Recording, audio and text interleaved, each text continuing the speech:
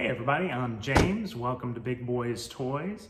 We're gonna go over to Don's garage today. That's the 928 Done Right garage, and have a special episode for you there. He's been working on a really cool car for about the last 3 or 4 months, maybe a little more than that. It's an 8,000 mile 1979 928. I hope that you guys enjoy it. It's a very windy day, so we have some background noise that I couldn't eliminate in any way, so please forgive the background noise. And if you watch till the very end, we do a little montage where I close the door. I know that sounds like a weird thing, but if you've ever closed the door on a like new 928, it has a very special sound. And this car definitely still has that sound. It's just so solid. So I think you'll enjoy that. And we do the close the door, start the car, let it run and idle down. And once it's warmed up, the idle drops down. It's really, really nice. So hope you guys enjoy the video. Come back and see us again soon. Thanks for being here.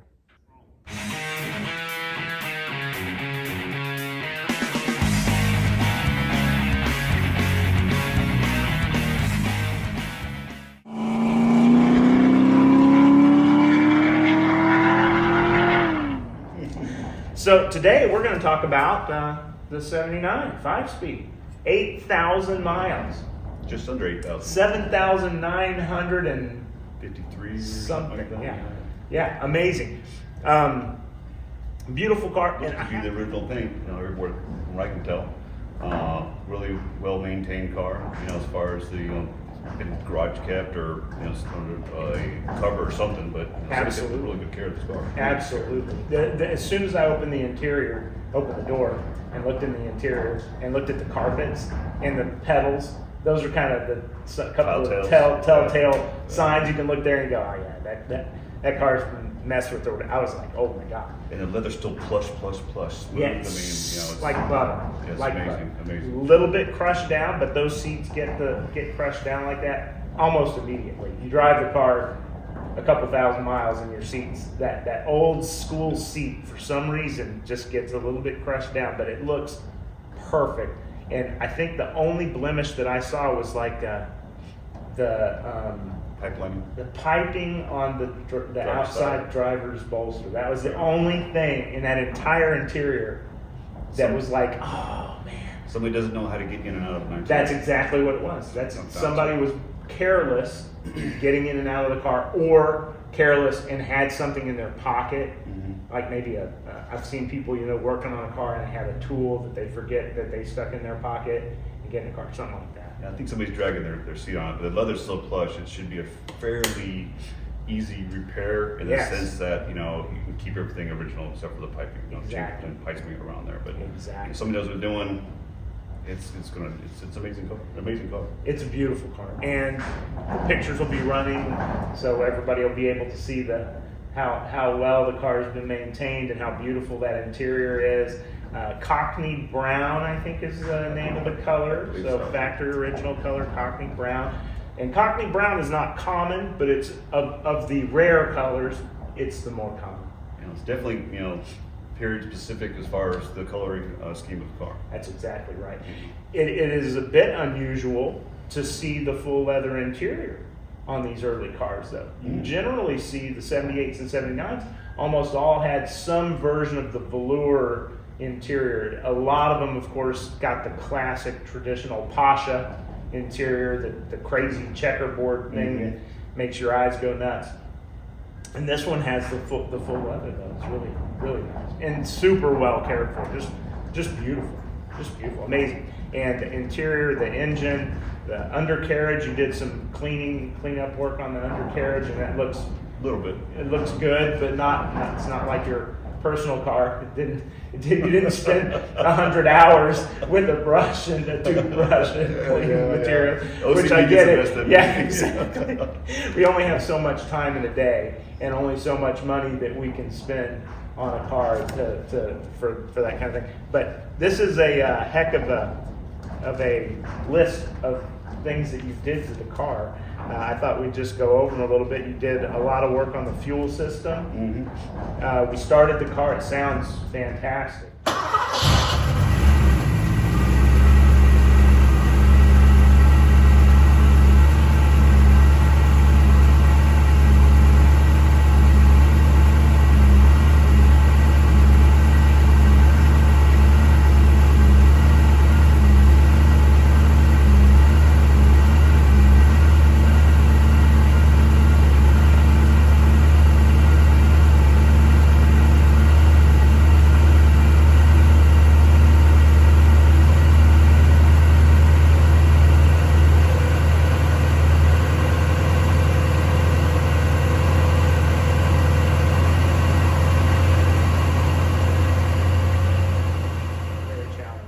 This one, man, it started right up just immediately. And of course, you know, it's cold day to day in Texas, which is a bit unusual, but it took it. Yeah, we got the heater going for sure. You could hear the warm up regulator. It was idling high, and then when it finally got properly warm, it just settled right down into a beautiful idle. Like butter. Yeah.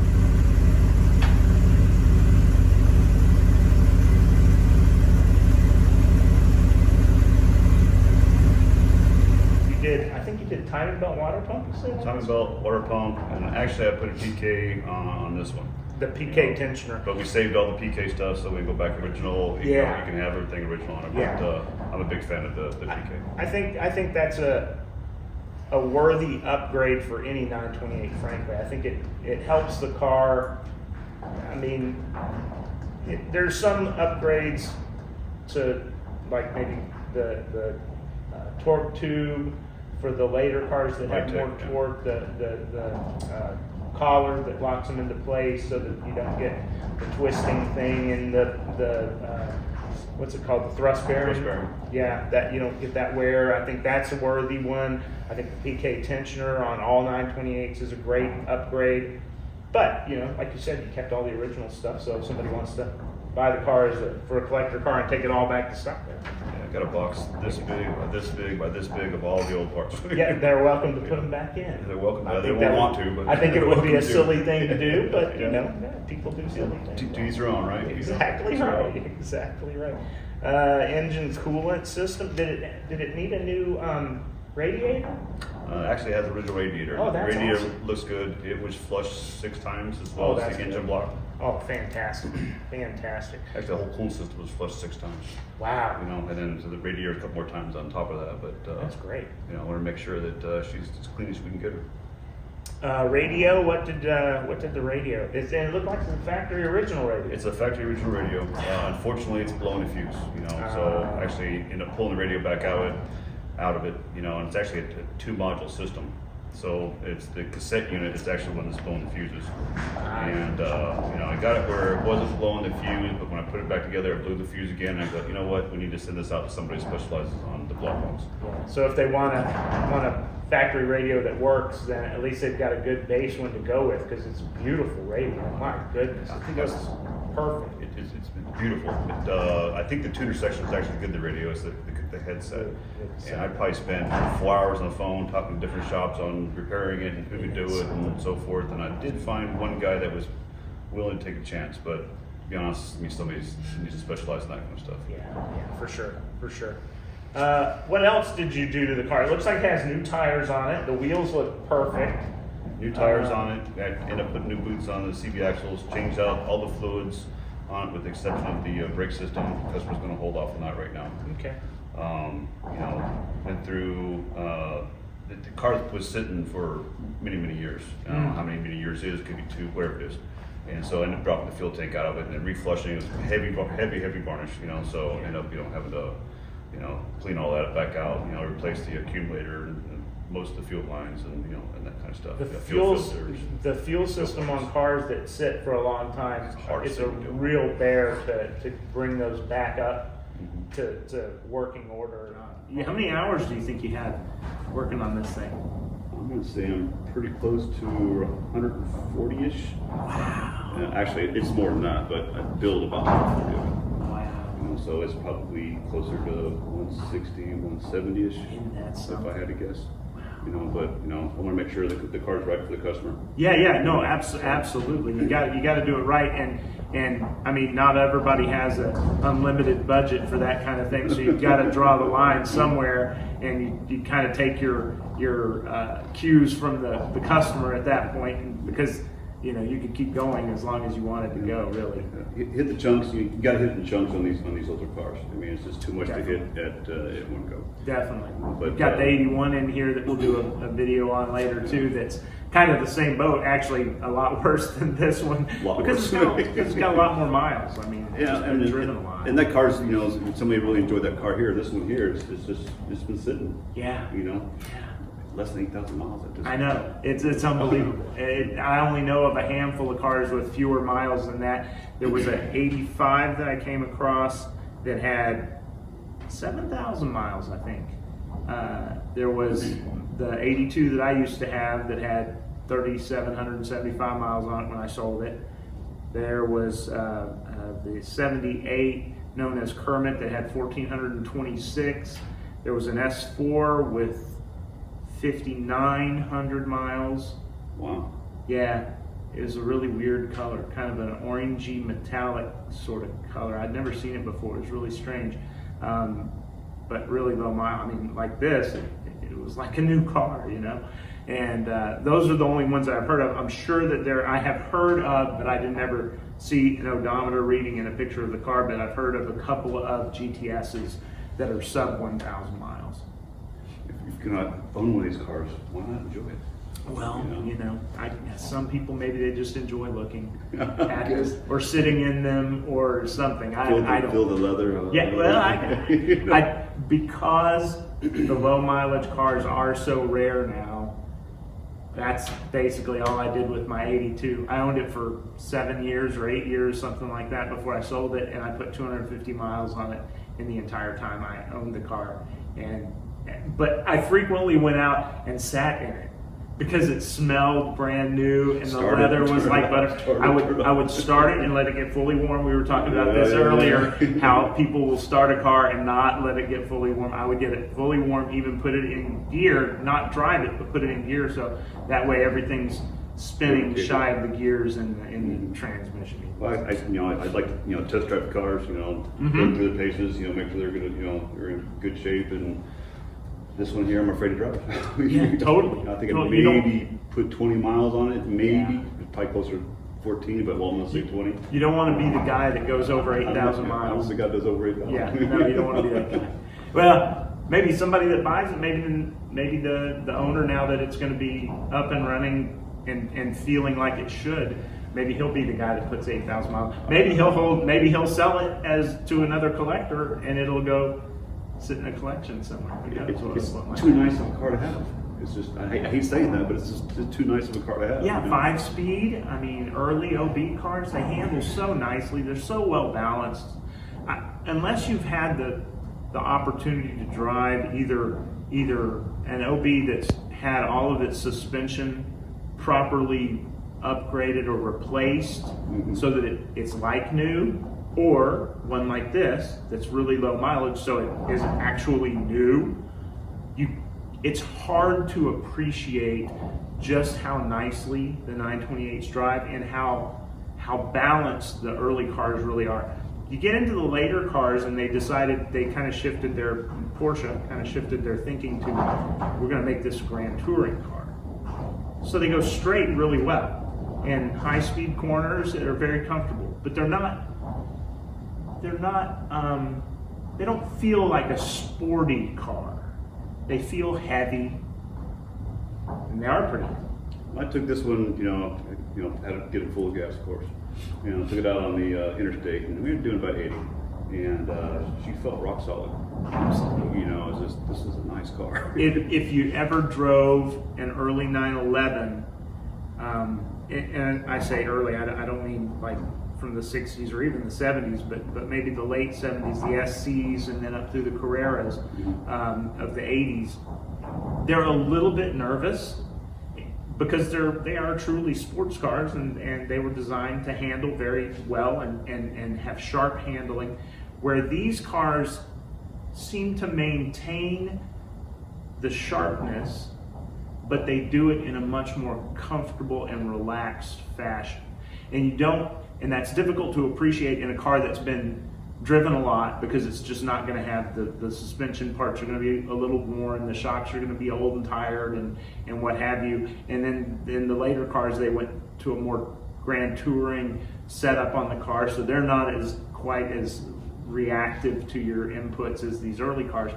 And when you drive an early car that's perfectly set up and like new, you really realize why the 928 was 50% more expensive than a 911. Because it's worth it. It's a very well composed car.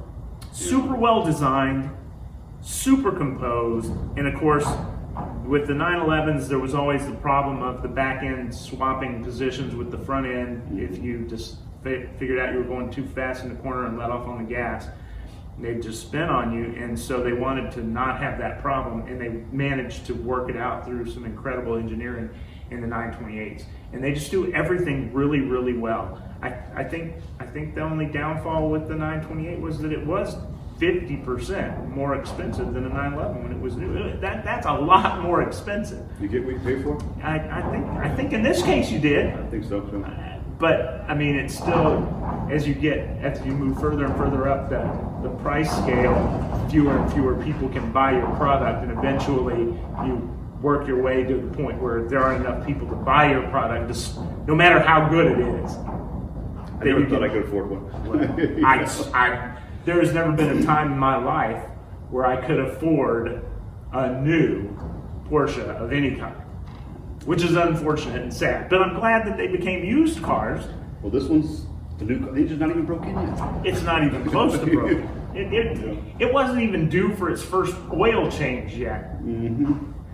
That's crazy. Crazy. So anyway, thanks for talking to us about the 79. But this is a great car, and thanks for showing it to us and sharing it with us. And hopefully we see it again around town, or in a collection, or I think this one's going back to Midland, if memory serves. He from Houston's going back to Midland. Wow.